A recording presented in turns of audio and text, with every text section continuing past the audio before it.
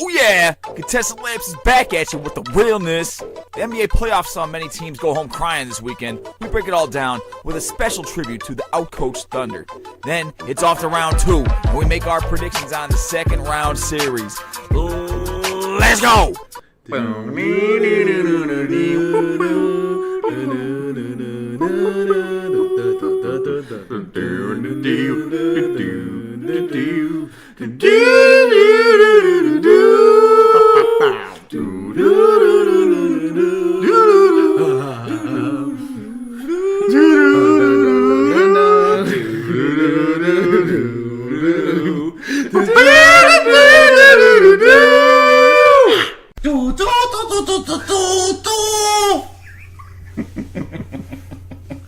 What's going on, everybody? Buongiorno. What's going on? Welcome to Contested Layups, episode number 30. Holy moly. We made it to 30. Remember, you can find us on Facebook and Instagram. Don't forget to subscribe to us on YouTube by searching Contested Layups episodes for full episodes and more. Who's up here tonight? Yo soy, Garnick. It's Raul. What's going on? OKC all day. Let's go. Oh no. It's John. Let's go Warriors. Sweep them. Just John tonight. Just John, no nickname for I John. was hoping we'd get one of his fabulous alter egos, but it's just John. AKA your mom's wet dream. There you go. That's my nickname. Alright, I guess that works. And it's Eddie here. I think I love Regacho Tecumpo more than I like the your wet mom's dream wet one. dream for this week. So Alright. let's stick with that. I guess let's go with that. All right, man. We've had a bunch of games on the slate since the last time we had a podcast. On Sunday, we had the Pacers and the Cavaliers. That was Game 7. Pacers losing to the Cavs 105-101. LeBron James with another 40-point game. 45 on 16 of 25 shooting from the field. 4 turnovers for LeBron, but still playing 43 minutes on Sunday. The real big story of the game, George Hill coming back, playing 19 minutes in the second half. Really giving the Cavs a huge lift. He was 9 of 11 from the line. Didn't play at all in the first half. He missed the last 3 games with a back issue, and then came back and had 11 points. 6 rebounds, 3 assists, 1 block. Yep, having a great comeback game for George Hill. And Kevin Love. Kevin Love had a big game down the stretch, 14 points. 4 of 8 from 3 for Kevin Love. His best game of the series by far. Pacers could not match the rebounding actually that they had in the first 6 games of the series. I thought they were out rebounded by the Cavs today, 44-37. Tristan Thompson had 10 of them. He actually got the start tonight and had 15 and 10. It's a great series. You know, there's only one thing I can really say here is I called it with the Game 6 and the Game 7, so yeah. You did. I sure did. Said that LeBron would take it easy Game 6, let Pacers get overconfident and tire themselves out. Yep. And then he brought it. He brought it on Sunday. Good game, very good game by LeBron, vintage LeBron, but if he continues to have to do what he's been doing, that's not a good sign for the Cavs. They're not going to do much this year at all. No, they won't at all. Just from a Pacers perspective, Miles Turner fouling out, 6 fouls. Sabonis had 6 also. Both their bigs got in foul trouble. It was guard dominant. Collison and Oladipo combined for 53. Oladipo did his part, 30 and 12, 6 assists, hit 4 threes. At the end of the day, when you got a superstar like LeBron, man, what can you do? When LeBron decides to turn it up, he's clearly the best player on the court. Well, and that's what happened today. You know, it wasn't anything that we haven't seen before from LeBron in a closeout game when he needs to step up his game, man. He just gets out there and does it. Vintage LeBron. Yep, for real, man. I mean, regardless, even if LeBron does go off like how he did today, if Kevin Love doesn't step up like how he hasn't been over the past couple games, they don't win this game. Nope. So that's where the experience kind of comes into play. Yep. These guys know when they need to step it up. You know, it's the Cavs bigs just outplayed the Pacers bigs for the first time in this series, and that was the real that was what they needed to do, because the Pacers were staying in games because they were straight up out rebounding the Cavs. I mean, right. the Cavs were a better shooting team for the most part, but it was just the rebounding portion was going in the Daniels' way every game. And then today, just Tristan Thompson got the surprise start and really finally delivered. Yeah, and for Miles Turner to only score 8 points, I think that's kind of inexcusable for somebody who, before you got Oladipo, you were kind of trying to build your franchise around Miles Turner. Yep. For these guys to kind of just be mediocre, that's not okay. And I think Miles Turner and Domantas Sabonis really needed to show out tonight, and they didn't really do that. And instead, LeBron James and Kevin Love really did what they had to do, even though Kevin Love really only scored 14 points. Still, though, his shots were huge. Yeah, he hit the big shots in the fourth quarter. They hit big shots, and they knew what they had to do, and they just took care of business. Even though it was kind of a close game. Yep, and it was actually Love hit, I think it was about 8 straight points in the fourth quarter. LeBron was on the bench, and he had 2 threes in the long 2, and that was kind of the difference in the game, man. Yeah, that was impressive. Yeah, man. Let's go to the other Game 7 this weekend, the Bucks and the Celtics. The Celtics could not miss a shot in the second half. Shot 53% from the field. Terry Rozier had 26 points. Al Horford, the Hall of Famer, also with 26. 13 of 17 from the field, man. Hey, that's what you do in a closeout game, man. Jason Tatum was unstoppable. That guy was doing whatever he wanted, it seems. Yeah, the team was plus 24 when he was on the court. So that's kind of underrated, but that's impressive too. Yep, and then guys like Semi Ojeleye, man, hitting threes. Man, I kept waiting for the Bucks to make a run, and it just never came. Nope. WTF. Guys, it's so frustrating. Ultimately, why I have a problem with you guys picking the Bucks as being a franchise of the future, or being as a franchise who's gonna sneak up on people to win a championship. The reason why I have a problem with that is because Giannis is not a closer. Until that's proven, I'm just not sold on the Bucks, man. I mean, I know that Giannis can be a special player, and I know that Giannis, he develops a 3 or whatever, or a mid-range game, but until I could see him do that in clutch situations or in closeout games such as a Game 7 like today, I'm not gonna put my faith in the Bucks. I'm just not, because Giannis has never shown that he is able to close. And that's fine. That's fine. I mean, at the end of the day, Giannis is 23 years old. He's got a lot of developing left to do. And considering where he's at already, that's why I'm putting my eggs in that basket. At the end of the day, it's just they didn't have it tonight or Saturday night. Brogdon was really bad. Surprisingly bad, actually. But aside from that, Game 7 on the road against a 2 seed, albeit depleted. It was always stacked against them. Giannis definitely does have to make that leap. I agree with you there. And I'm counting on him to do that. Why don't we just give a lot of credit to Boston from coaching all the way down to the players. Everybody contributed. Yep. It's a testament to how good Brad Stevens is as a coach. Yep. And how everybody bought in and didn't give up or put their heads down when their top 2 players got injured and weren't available to play. Aaron Baines got benched this series, came through on Saturday, had 8 and 7 in 15 minutes. That's actually really impressive off the bench. And great hair. And played good defense against, I think it was Giannis actually had a drive down the stretch, and Baines just stonewalled him in.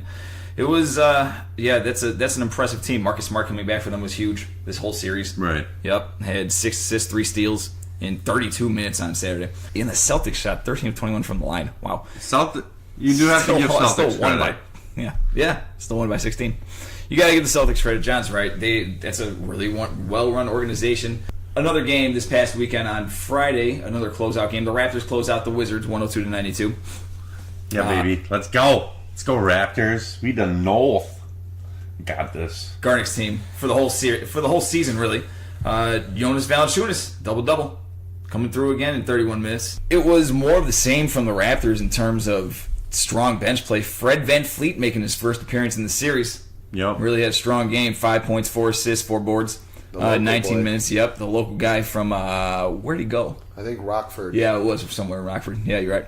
And Kyle Lowry, 24 points on 9 of 15 shooting. DeRozan Yep. Not that great, but not a great game for DeMar, but they still got a win in Washington. John thought that was imperative that they get that win in Washington to close out that series just for their confidence, and they did it. And guess what, baby? They did. And it shows that they're for real. Hopefully, it proves to them that they can go into somewhere and close a series out, because they might have to do that in coming series. yeah, absolutely. Yeah. Although they are the 1 seed, there's a pretty good chance that Cleveland takes one of the games.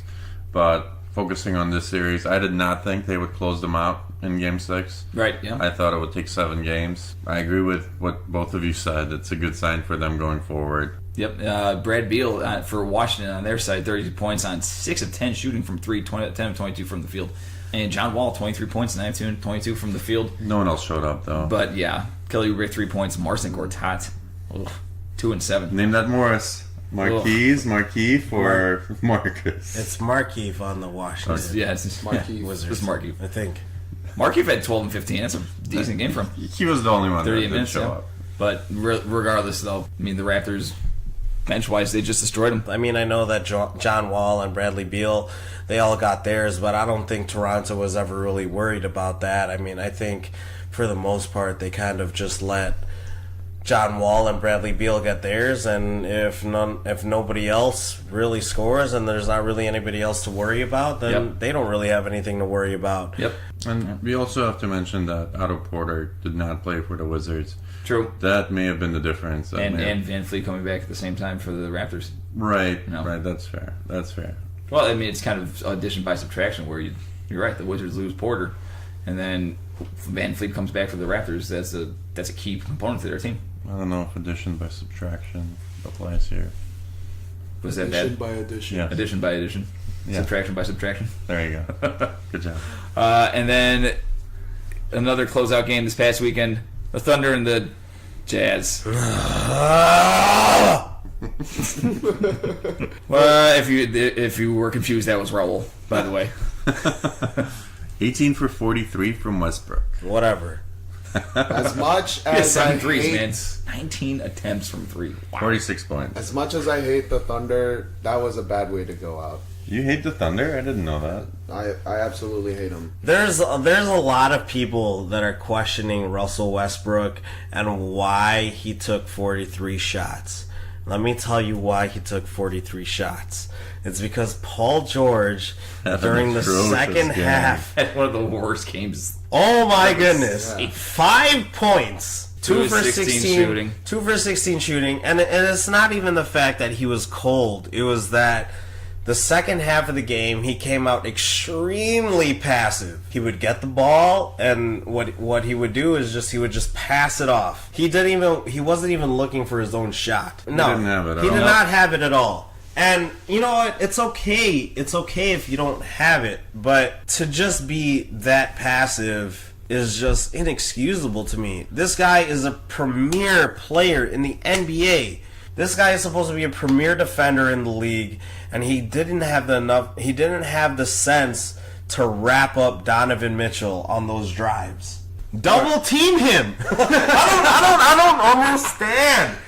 I'm upset, but then again, I'm not that upset because it kind of answered a lot of questions for me as a diehard OKC fan as to what they should be doing in the future. You need to build around Russell Westbrook. You have to surround Westbrook with shooters and surround Westbrook with people that I could play with. That's all it comes down to. And as far as I'm concerned, Melo and Paul George didn't do themselves any favors. Carmelo Anthony may have ended his career. Yeah. All He might get bought out. that proved was that Melo cannot be relied upon as a starter, and that Paul George can't play with another superstar. Paul George and Melo should have definitely thrived playing with Westbrook. They came into the Thunder team saying that they wanted to play with Westbrook. All I've seen throughout the season and throughout the playoffs is that they didn't want to play with Westbrook. They just wanted to do the same thing that they've been doing on their respective teams. That's what I was going to chime in on, is that Melo, especially Carmelo Anthony and Paul George, didn't want to accept whatever role OKC wanted to give them. Exactly.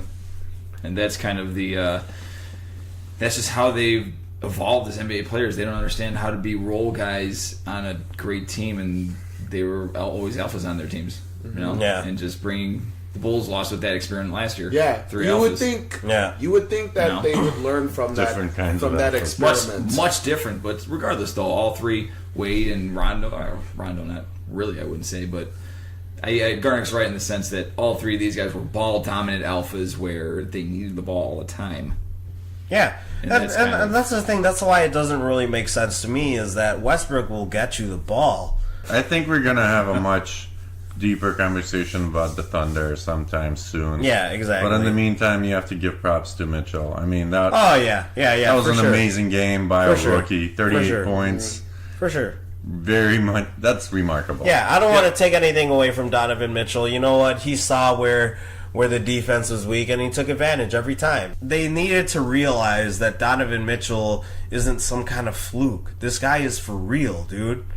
And you need to do whatever you need to do to stop him. It was me interesting. personally, if I see somebody just hitting underhanded layups on me, I'm wrapping you up every time. I'm hacking the crap out of you, whatever. It was interesting that Rubio got hurt in Game 6, but then Mitchell still went off for 38, and I think that's on Billy Donovan, where you have a lack of a playmaker in Rubio to get Mitchell the ball on, without the ball. So if Mitchell doesn't have the ball, that's when he was most effective throughout the series, where he didn't have the ball, and then he gets the ball on the passes from the wing from Rubio most of the time, and he can take anyone off the dribble. But that was interesting to me that they didn't try, because Mitchell was bringing up the ball predominantly, they didn't try to double him and get the ball out of his hands. I didn't was understand so that at all. surprised, and I'm that just was- baffled that they didn't try to do that. And that was kind of on Billy Donovan, man. Yeah. I think it came down to Donovan, and he was exposed by Quinn Snyder. Yeah, for being Quinn Snyder a definitely lack of outcoached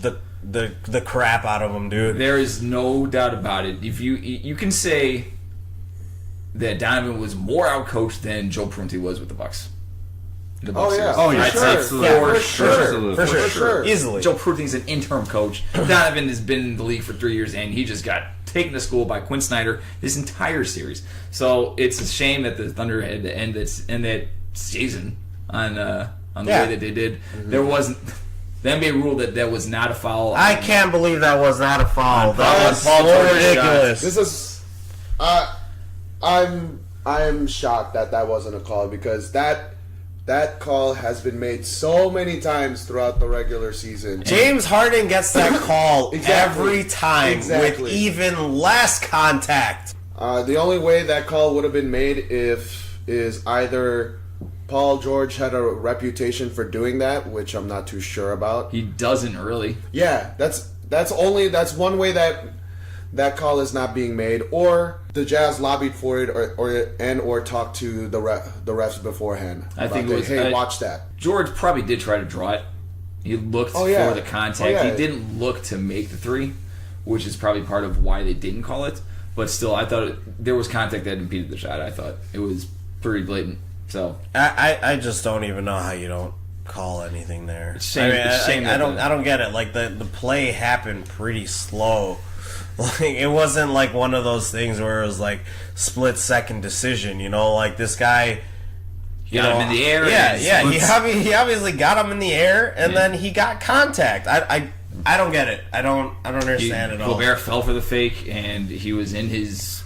Rudy Gobert. Yeah, he was in his. He was in no sight of man's vision, land. and it was kind of like George went up, but Yeah, I mean, at the guess same that's time, not- you don't know if Paul George, Paul George is cold from the free throw line the whole time. If that Paul is George true. makes You're right. makes all the free throws or whatever. But like you're kind of robbed at that opportunity. But OKC shouldn't have been in that position in the whole time. And if they had played better down the stretch, if they had played better in the third and fourth quarter, they wouldn't have been in that position. All right. Let's I'll- get to the bottom of this. Paul George, see a goner. Yes. Yeah. Start developing your young talent. I think that's imperative that you develop your young talent now, because one thing's for sure after this season is that you relied on your superstars way too much, and I think Sam Presti put the Thunder in a bad position, because if you don't really have a bench to get you to keep you in the game, it's not really going to get you anywhere. Yeah. When your bench is in there, and if they really have no offense or whatever, there's no way you're going to be able to get anywhere. So you really need to develop your young talent. Develop your guys like Alex Abrines, Jeremy Grant, 0 points in 20 minutes on your Saturday, Josh Friday. Quastises and whatever. Like you need to develop these guys. Yeah. As far as Paul George and Melo go, hey, if you stay, we'll try to make it work. If not, bye. If I were the Thunder, if I were a OKC fan, I would not miss Melo one bit. Not at all. Yep.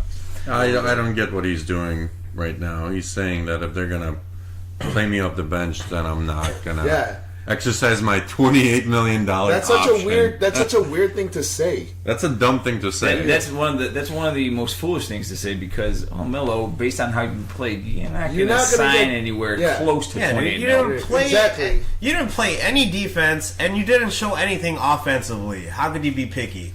And if you felt that they didn't have a plan, why did you go there? Mm-hmm. You straight up opted out of your no trade clause. Yep. You opted out of that. Well, willingly. New York was a toxic situation for everyone involved, so I don't blame him for choosing to go to Oklahoma City when the other alternative is remaining with the Knicks in that environment. And you have George, you have Westbrook.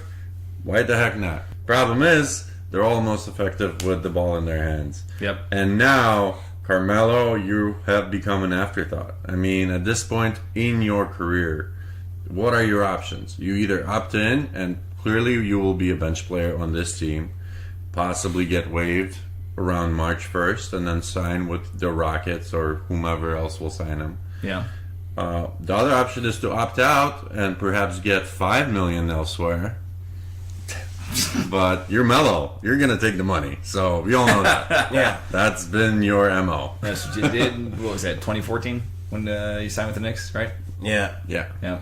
The only thing is what confuses me is that both Paul George and Carmelo both said that they went to OKC because they wanted to play with Westbrook. That's what resonates with me. And throughout the season, and especially throughout the playoffs, I saw no such thing. They did not play with Westbrook at all.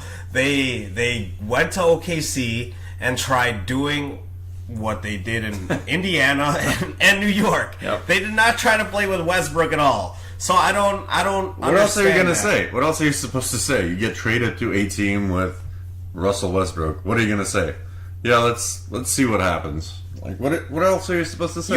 They said that they wanted to play with Westbrook. Right, but there's nothing else you can say besides that. But that's what you're going into.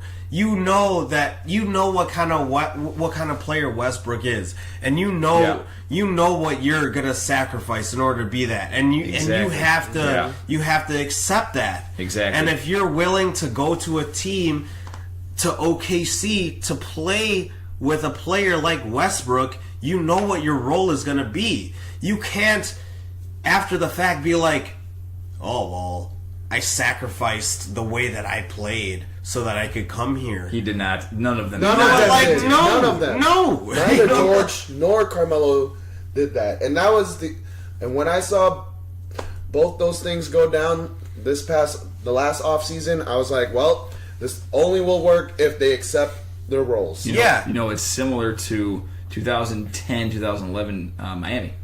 I was just about to say that. Where LeBron and Bosh go to Miami, and they didn't figure out how to play with Wade until their second season, really, because and Wade had to sacrifice really himself because he knew LeBron. Yeah, was and Wade way was better like, than him. "Hey, LeBron, this is your team now. Hey, this is I'm done." But just that first season, though, that was kind of. I mean, they got to the finals because LeBron, Wade, and Bosh are three straight up, maybe even first ballot Hall of Famers. I mean, obviously, Paul George, Carmelo Anthony, and Russell Westbrook are too, but it's just they came into a bad matchup with the Jazz, and the West is loaded. They're out in the first Jazz has the second best record in the league since the All-Star break or something. Mm-hmm. So that's something that we should mention. And definitely. Jazz is a great team. You're not taking any credit away from the Jazz. They were fantastic in the series. But for the Thunder, if you're just looking at it from that perspective, terrible matchup for that team.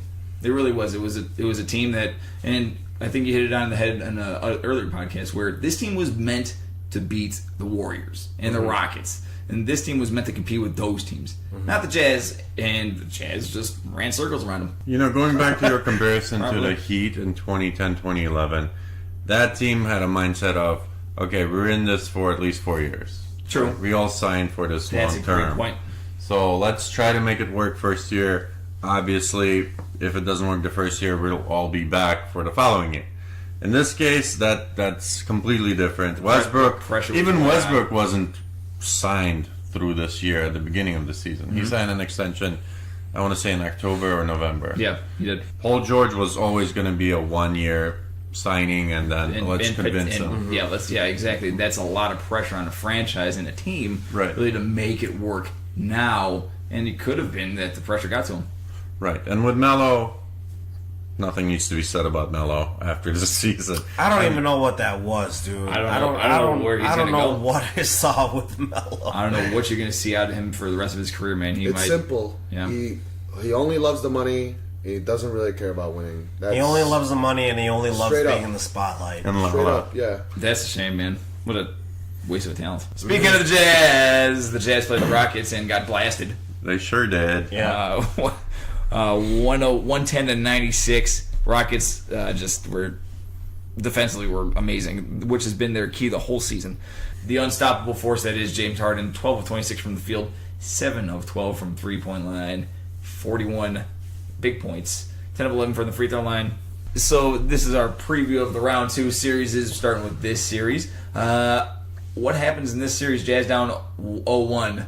What happens in this series? Gentleman's sweep.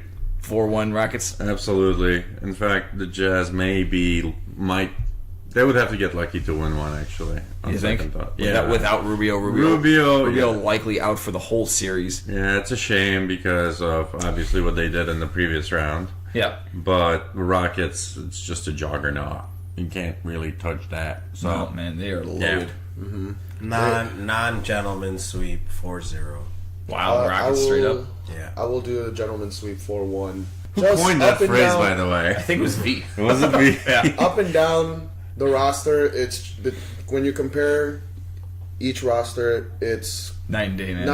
exactly. Dude, it's crazy. It's crazy how Everybody talented on the that Rockets team is and just so much more better than Yep. the Jazz. Jay Crowder had 21 points on 5 of 7 shooting from three-point line, and they still lost by 14. Like, that's not a good sign if you're the Jazz. I'm saying 4-0-2. I don't think the Jazz win the game. I can't see it. Next series, Pelicans-Warriors. My boys, the Pelicans, Garbage. got smashed. 123 to 101 on Saturday night. Fell asleep watching the game. It was terrible. Garbage. Triple-double for Draymond Green, 16, 15, and 11. Kevin Durant, 26 and 13. I mean, really, the game was over by halftime. Darius Miller hit a 70-foot shot to what they were down 21, I think, in half. Yeah, what I saw from the Thunder... from the Thunder. Sorry. Sorry. Oh, Durant, Thunder. It hurts me. No. It hurts me so much. What I saw from the Warriors playing the Pelicans is a lot of stuff that I didn't see the Trailblazers doing at all against the Pelicans, against Anthony Davis. They were double teaming Davis, they were making it really hard for Davis to get off good shots. You kind of render Rondo ineffective. You can't sleep on Golden State's defense, man. They really know what they're doing. One of the best defensive teams I think we've ever seen. Yeah. Really. I was just going to say I watched the game, and this is going to be the theme of the whole series. They're going to pick on Mirotic defensively. Yeah. They're going to sit back on Rondo Make him shoot and not let him penetrate and see those passing lanes. It's a sweep for me. It's a sweep, man. I mean, and Curry's coming back soon. Right. That is the thing. Yeah, we didn't touch on that series on our last podcast because we were unsure if Steph Curry was going to come back, so we couldn't really make an accurate prediction. But Curry looks like he's going to come back for Game 2, and this could be a sweep. I don't know how the Pelicans respond after that just thrashing in Oakland. It was, by the way, disgusting. Rajon Rondo had a gentleman's triple-double. What is it? 9, 8, and 10? 9, 8, and 11. AKA the Derek Favors triple-double. Yep. Then we got the Eastern Conference. Let's move on to the East. Those are much more interesting games. Much more interesting. Very interesting. We touched a little bit on the Raptors and the Cavs earlier, but guys, what do you think? This could be a really good series. Toronto in 6. I'm saying Toronto in 6 too. Actually, Me too. I think Me they go to- 3. Oh, nice. Whoa. I think they go to Cleveland and get that win in Game 6. I think John's point for the Thunder for the Raptors winning in Thunder again. I know. What am I doing? I want the Raptors in 6, but I'm gonna take the Raptors in 7. Okay. Wow. All right. Okay. That's All gonna be. It's LeBron, and they got to. He's not going down swinging? Yeah, he's not going down. It's not gonna go down like a bitch. Yeah. I mean, LeBron is gonna go put that whole team on his back. Yeah. And he doesn't care who's in front of him. It can't work against the Raptors. We'll see. It worked against We the will see. Pacers. It won't work against the Raptors. like we said, man. Raptors are considerably better than the Pacers. Yeah. LeBron's going to need to play 48 minutes because when he's out of the game, that bench is Triple going to double destroy every game. Yeah. The Raptors bench will destroy. LeBron's the going Cavs. to need to be Russell Westbrook and get average a triple double for the series for them to win. Yep. He has to have the greatest performance in an NBA playoff series of all time. Well, Kevin Love needs to show up too. Yeah, Kevin Love definitely needs to show up. That's exactly what I was going to Yeah. say. Yep. You know, Kevin Love needs to do better than scoring 8 points. That's Kevin Love. This whole series depends on Kevin Love. You Yes, know it does. exactly what you're going to get I out of completely LeBron. agree. I You know completely exactly agree. who Toronto is. Yeah. They are who we thought they were. Toronto, Yeah. the Pacers and They are Cavs who we series- thought they were. Pacers Cavs series came down to rebounding. So will the Raptors and the Cavs, not the Thunder, but the Raptors and the Cavs will come down to rebounding too. And then the other second round series, Sixers That's gonna and be a great Celtics. series. I cannot wait. The bad blood I of these cannot two wait. teams. It goes back to Julius Erving, Larry Bird, Will Chamberlain, and Bill Russell to an That's extent. gonna be great, man. I can't wait until that series. That's It's gonna be great. I don't know what's a better series. I mean, from a competitive standpoint, I think it has to be this series, just because You have the talent on the Sixers, obviously. It's two unknowns. You also have great talent on the Celtics. Might come down to coaching. And defense. it's And- two unknowns yeah. as opposed to Toronto versus the Thunder. I mean, the Cavs. Celtics, it's a different team than it was last year. Oh, for sure. Sixers, first time they've been here. So yeah, But the it's a Sixers complete. just came and blew out the Heat. And the Celtics coming off a grueling 7-game series against the Bucks. Right. I don't know. I don't know what do you guys think? Easy. I'm gonna say Sixers in 5, but it's gonna be a very chippy series. John, by the way, was 8-0 in this past round. He picked all 8 correct I winners. don't know. Did you pick the Jazz? Yes, I did. He did. Okay. Yes, I did. He picked all of them. I'm the best. Just remember that. He is the best I'm out of the all best. of He us. is the best. He is the best. I'm going to say... I got to go Sixers, man. I think we're unanimous. 76ers in 6, man. Like they got a lot of experience. They got more shooting. They have Ben Simmons and Joel Embiid. I don't see Al Horford shutting down Joel Embiid. It's too hard. Joel Embiid is too special. Joel Embiid is amazing. I don't see Boston winning in Philadelphia at all. Therefore, I think it's going to come down to the first 2 games.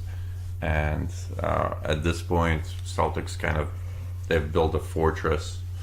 What, TD Ameritrade Arena or whatever the heck? Center. Sure, whatever you want to call it. Yeah, obviously Milwaukee couldn't crack them at home, and they're riding on the side. You can't beat us at home. It's going to take a Sixers away win to really, really discourage them and take the series from them. Right. Obviously, if both teams hold court, hold serve, Nice. Celtics win, but I don't see it happening. I see Sixers winning possibly game 1, definitely game 2. All right, let's go to our final thoughts after that. What are your final thoughts, guys? Anybody? I would like to go first. It's about the Jazz. Donovan Mitchell, the truth. I mean, this guy's going to be a top 10 player as soon as 2 years from now. And he might be really, really high up there soon thereafter. I think they may have something special there. The combination of Mitchell and Gobert, that's going to dominate this league one day. So I'm going to officially switch my allegiance from Milwaukee to the Yaz. Wow, you're abandoning me? You're abandoning me? To be honest, You're front runner? Yes, I'll thanks, take John. both of them ahead of the Lakers, so not really. No. My final thought was the fact that I predicted all the series right, and I'm the best. The three guys with me suck, and if you guys want, 6 for 8. It's not bad. no, you suck. I was undefeated, and you predicted it wrong twice. So go to hell. And I'm the best. And if you guys want basketball advice, y'all can come to me. Can't believe the Thunder lost to the Utah Jazz. But I think going forward, I think the OKC Thunder has a better chance of being successful if they just try to build around Russell Westbrook and surround him with shooters and surround him with people that he can play with rather than trying to change him. That's another final thought of mine, is that don't try to change Russell Westbrook. I think a lot of people look at Russell Westbrook and they're like, he doesn't pass enough, or his assists only matter this much. You know, he's too much of a selfish player. So what? So what if you're selfish? All right. Don't try to change who you are. Play your game, and you'll be fine. I have a bonus food for thought item regarding the Jazz that I neglected to mention earlier. They had Derrick Rose on that team. You guys know how much I hate it when we mention Derrick Rose, but I have to do it. They literally traded Rodney Hood for Derrick Rose in order to waive him. I don't know the backstory there. I mean, with Rubio out right now, it would have been nice to have Derrick Rose. That's all I'm going to say. I'm not going to delve into it any further. Wow. That's it. Goodbye. It's true.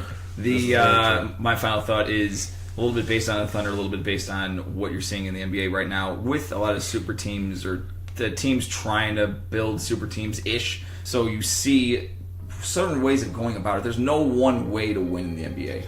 You just have to have that culture where everyone's buying into what's being sold. It wasn't the Thunder's year, and we'll see what it is in a couple weeks. Yeah, definitely in a couple of weeks, because I think it's going to go pretty fast.